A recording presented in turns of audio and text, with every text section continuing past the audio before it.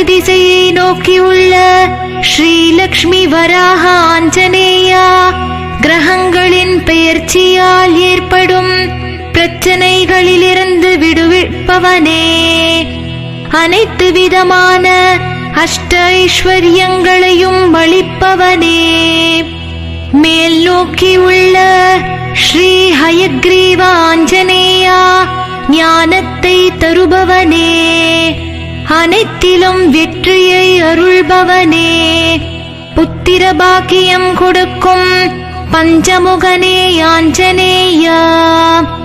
பஞ்சமுக ஆஞ்சநேயனே, உன்னை வணங்கினால் சகல சௌபாகியங்கள் தந்திடுவாய். எழுந்தருள்வாய் ஸ்ரீ ஹனுமான், எழுந்தருள்வாய் ஸ்ரீ